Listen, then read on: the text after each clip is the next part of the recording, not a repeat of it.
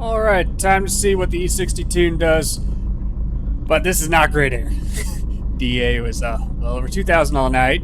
Relative humidity up around 80%. That was about the same as when I was on the dyno. So, should be kind of apples to apples. Anyway, here's the graph of how that turned out, in case you didn't see that video. And I'm just going to jump in and just start showing you the results. This first one, I'm against a C7 that might have minor bolt-ons, and it's a stick shift. He didn't get off the line very well. And then there's a second run to show you after with basically the same results. But here you go.